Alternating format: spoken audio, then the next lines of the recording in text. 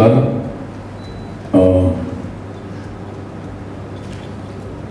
हा सिनेमा एक काय म्हणतात त्याला, एक दुःख होतं माझ्या मनात खूप वर्षांपासून. शेतकरी आत्महत्याविषयी, त्या विषयाला कुठेतरी ॲड्रेस करणं गरजेचं होतं. आणि त्यानंतर ही दोन ब्रिलियंट ॲक्टर्स ज्यांना आत्ताच राष्ट्रीय पारितोषिक मिळालं, ती माझा पिक्चर बघून मी त्यांना घरी बोलवलं जेवायला, आणि असं मला लक्षात आलं की यांच्याबरोबर एक सिनेमा करणं गरजेचं आहे. आणि कुठेतरी त्यांच्यासाठी सिनेमा लिहायचा म्हणून एक, ही जर का दोन शेतकऱ्यांची बोल असतील तर काय होईल, हा विचार आला आणि तो लिहिला गेला सिनेमा. म्हणजे त्याचा screen play it just happen. आणि एक अत्यंत चिडलेले शिवाजी महाराज आज महाराष्ट्रात अवतरणार आहेत. म्हणजे आमचा सिनेमा रिलीज होईल तेव्हा. कारण आजची जी परिस्थिती बघितली तर मला वाटतं की ज्यांनी महाराष्ट्राचं उज्ज्वल भवितव्याचं स्वप्न पाहिलं त्यांना आजची परिस्थिती बघून काय वाटेल, हा एक थॉट त्यात आला आणि हा सिनेमा लिहिला गेला. त्यामुळे टिपिकल हिरो हिरोईन डान्स गाणी असा सिनेमा नाही आहे. तो खूप जेन्युनली इथून केलेला सिनेमा आहे. आणि त्याच्या मागे तो करण्यामागची भावना पण खूप जेन्युइन होती. आणि मला तरी आय एम व्हेरी सॅटिस्फाईड जो सिनेमा जो झाला आहे तसा. तुझी पण खूप मदत झाली. आणि हा सिनेमा लोकांपर्यंत पोचावा, अगदी महाराष्ट्राच्या तळागाळात आणि महाराष्ट्राच्या बाहेरही. तर त्यामुळे झीला पर्याय नव्हता. आणि मी माझं खऱ्या अर्थाने मराठीतला प्रवास जो सुरू झाला तो झीपासून सुरू झाला. दे धक्का म्हणा किंवा काकस्पर्श, नटसम्राट, पांघरुण आणि आता हा सिनेमा. आणि त्या प्रत्येक सिनेमाबद्दल मला खूप, म्हणजे झीनी खरंच त्याला तो पोचवला लोकांपुढे. त्यामुळे मला आज त्या असोसिएशनची खूप खात्री आहे की हा तळागाळातल्या लोकांपर्यंत पोहोचेल. कारण हा प्रश्न लोकांपुढे येणं खूप गरजेचं होतं. आणि आपल्याकडे बऱ्याचशा अशा गोष्टी असतात ज्या नॉर्मल माणसाने सांगितलेले कळत नाही. पण शिवाजी महाराजांनी सांगितलं की आपण त्याच्यावरती जरा व्यवस्थित लक्ष देतो. नमस्कार. छत्रपती शिवाजी महाराजांचा जो रोल एखाद्या नटाला जर मिळतो तर ती खूप मोठी रिस्पॉन्सिबिलिटी असते, जसं तू म्हणालास. आणि ती रिस्पॉन्सिबिलिटी मी पेलवू शकेल हा विश्वास महेश सरांनी माझ्यावर दाखवला, त्याच्यामुळे मी खरंच कृतज्ञ आहे. कुठलाही रोल आला तर आपण त्याच्यासाठी काहीतरी तयारी करतो, फिजिकल ट्रान्सफॉर्मेशन करतो वगैरे. पण ते सगळं करायचंच होतं याच्यात. पण सरांनी सांगितलं होतं की ह्या चित्रपटातले आपले जे शिवाजी महाराज आहेत ते प्रचंड चिडलेले शिवाजी महाराज आहेत. आणि मग मी जेव्हा गोष्ट ऐकत होतो, आम्ही डायलॉग वाचत होतो, तर खरंच आजची आपल्या महाराष्ट्राची जी परिस्थिती आहे, आपल्या मराठी माणसाची जी परिस्थिती आहे, शेतकऱ्यांची आजच्या आपल्या महाराष्ट्रातली जी परिस्थिती, म्हणजे गेल्या 10 वर्षात जवळपास 1,00,000पेक्षा जास्त शेतकऱ्यांनी आत्महत्या केली आहे. किंवा गेल्या 2 वर्षांची जर आपण सरासरी काढली तर दिवसाला 10 शेतकरी आजही आत्महत्या करतात.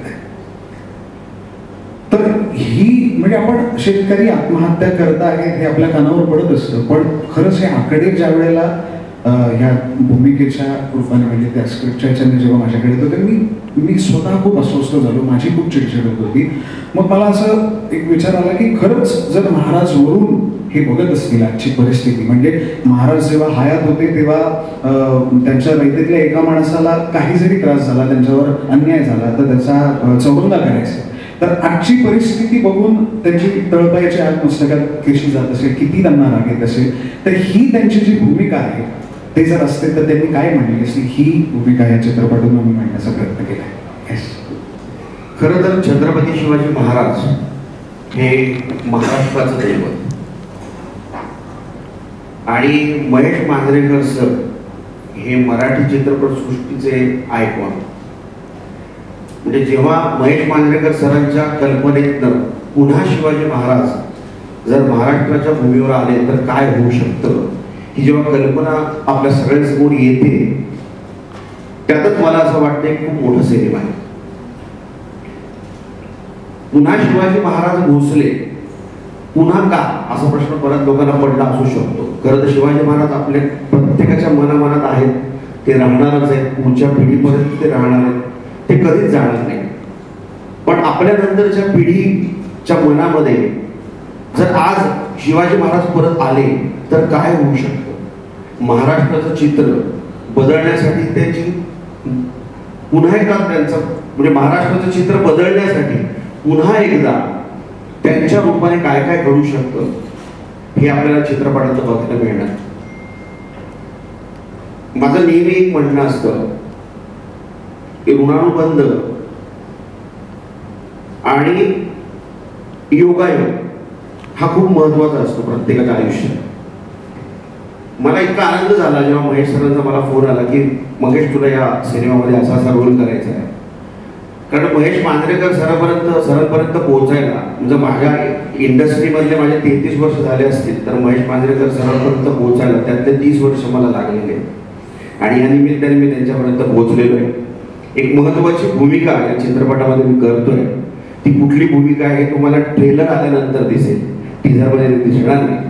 पण तुम्हाला नक्की सांगतो हा चित्रपट जसं महेश सरांचं स्वप्न आहे की हा चित्रपट मराठी इंडस्ट्रीत पुन्हा एकदा इतिहास घडवेल, हे 100% तसंच होणार आहे. हा चित्रपट आमचा नाही, हा चित्रपट सगळ्यांचा आहे. महाराष्ट्रातल्या त्या प्रत्येक शेतकऱ्याचा आहे, महाराष्ट्रातल्या त्या प्रत्येक जनतेचा आहे ज्याला असं वाटत असतं की यापेक्षा काहीतरी वेगळं महाराष्ट्राचं चित्र असावं. काय सांगशील मला कसं वाटलं सिनेमात काम करताना ते पण सरांसोबत? मी आणि सर नायक मूवी सरांनी बघितलं होतं तर त्यांनी मला घरी बोलवलं होतं आणि ते म्हणले आपण दोघं मूवी करूया म्हणून. आणि हा मूवी पुनाशियाचे राजे भोसले मी त्यांच्यासोबत केला. बरोबर बरोबर. तुमचं काय केलं ते पण सांग मला. सेटवर मी मजा पण करत होते आणि शूटिंग पण. शूटिंग मध्ये मजा करत होती की मजेमध्ये शूटिंग करत होती? मध्ये मध्ये हा सीन कट झालं की मस्ती आणि मग सीन कट झालं की ऍक्टिंग.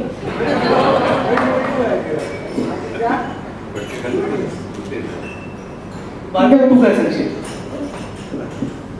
मला वाटते पुन्हा फक्त होते त्यासाठी एवढा छान खूप मोठी होणार की नवीन मूवी म्हणजे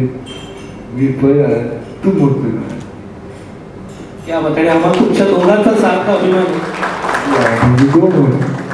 विक्रम सर काय सांगा? मी आधी मला महेश सरांचे खूप खूप धन्यवाद द्यायचे त्यांना की त्यांनी मला मी या चित्रपटात निगेटिव्ह रोल करतोय, विलनचा रोल करतोय. मी सकाळी आरशात स्वतःला बघतो तेव्हा मला असं वाटतं की मी साधारणपणे चित्रकलेच्या शिक्षकासारखा दिसतो.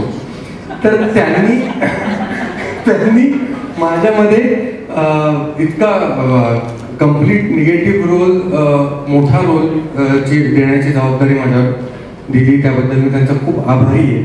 आणि हा चित्रपट ज्या पद्धतीने लिहिला गेला आणि सरांचं जे त्याच्यावर त्यांचा विचार होता त्याच्या मागे, तर मी विलन केलाय. मला महाराजांनी बऱ्याच ठिकाणी मारलंय. त्यांनी मला तेव्हा जे महाराज बोलतात ना की तेव्हा एक माणूस म्हणून शूटिंग करत असताना सुद्धा माझ्या अंगावर काटा येत होता की काय परिस्थिती. म्हणजे 400 वर्षांपूर्वी महाराजांनी स्वराज्य निर्माण केलं.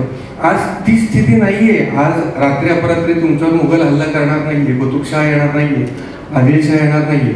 खूप सोपं आहे राज्य करणं, तरी लाखो शेतकरी आत्महत्या करतात. आज तुम्हाला टॅक्स येतोय, तुम्हाला सुसंस्कृत नागरिक मिळालेले आहेत, तुमच्यावर उत्सुकपणे हल्ला करणार नाहीये, तरीही ही परिस्थिती आहे जी 400 वर्षांपूर्वी अजिबात नव्हती. एक चूक माफ केली जायची नाही त्यांच्या स्वतःच्या सैन्यातली. आज खूपच उलटी परिस्थिती आहे. महाराज काय आग होत असेल त्यांची आता ह्या क्षणाला, हे सरांनी इतकं छान दाखवलंय. इतकं ते ॲग्रेशन महाराजांचं जे या चित्रपटात आलंय ते प्रत्येक मराठी प्रेक्षक, महाराष्ट्रात राहणारा, महाराष्ट्राच्या बाहेर राहणारा, तो त्याच्या काळजाला जाऊन भिडणार आहे हा चित्रपट असं मला वाटतं. हा सिनेमा बजेट वाईज पण कमी नव्हता, खूप मोठं बजेट होतं. आणि लिहिला तेव्हा मी आपला लिहिला एका मस्तीत, पण म्हटलं मराठी सिनेमाची परिस्थिती बघता म्हटलं निर्माता मिळेल की नाही. पण मला 3 अप्रतिम निर्माते मिळाले. एक त्यातले जे नाही आहेत ते अमेरिकेत असतात, राहुल पुराणिक म्हणून, राहुल सुगन, अनुपजी आणि आमचा मित्र विरेन हे उभे राहिले या सिनेमासाठी. मी त्यांनी त्यांचे मला खूप आभार मानायचे. बरं, यातले प्रत्येक सयाजी शिंदे जे नाही आहे, खूप सारे ॲक्टर्स नाही आहेत, पृथ्वी प्रताप नाही आहे, रोहित माने नाही आहे, असे खूप लोक नाही आहेत. पण मला वाटतं प्रत्येक दिल्लीचे आमची इकडे 2 आमच्या आर्टिस्ट बसलेले आहेत. निलिमा तिकडे फोन करते म्हणून स्टेजवर नाही बोललो, पण निलिमा इज माझी काय लकी मॅस्कॉट आहे. ती जुनं फर्निचरमध्ये पण होती. आणि सानिका ना, हां सानिका स्पेशल अपीअरन्स केलं. Sanika compensate for it next film. आमचे विनय प्रेसवाले खूप आता ॲक्टर बनायला लागले, त्यामुळे छान वाटते. पण ते बरंच त्यांना ॲक्टर केलं की ते रिव्ह्यूज चांगले लिहितात.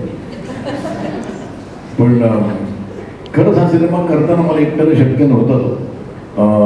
आमचे फाईट डिरेक्टर ज्यांनी खरंच खूप आहे पिक्चरमध्ये. आमचा एडिटर त्यांनी जवळजवळ 2 पिक्चर सोडले हा पिक्चर करायला म्हणून. तो म्हणाला की इतका वेळ मी जगात कुठल्या पिक्चरला दिला नव्हता. आणि त्यांनी खरंच सांगत होतो ते संपला आणि ते शूट एडिटिंग संपलं तर ते दुसरा पिक्चर सुरू होत होता. तो म्हणाला मला इच्छाच होत नाही काम करायची. तर ते there are lot of people who have sacrifice the lot आणि जे उभे राहिले. आणि आता मी काय म्हणतात लगाम झीच्या हातात दिल्या त्यांनी. आणि मला माहिती आहे दे आर गुड रायटर्स, त्यामुळे मला त्याची काही हे नाही. त्यांनी प्रूव्ह केले तो पिक्चर. त्यामुळे सगळे म्हणजे ज्यांची कोणाची नावं राहिली असतील थँक्यू म्हणायची. आमची गौरी म्हणजे घरचीच असल्यावर गौरी आणि मेधा असे फार नाहीत पिक्चरमध्ये, पण ते काय आहे हे आमचे कोणी नसेल तर इसका कोई नाही होता उसका. पण अजून कोणाचं नाव राहिलं असेल तर बाकी आता म्हणजे PR सांभाळणारे म्हणा किंवा सोशल मीडिया सांभाळणारे म्हणा, I hope we make this a milestone film. आपल्या हातात आहे ना how to go about it. Thank you.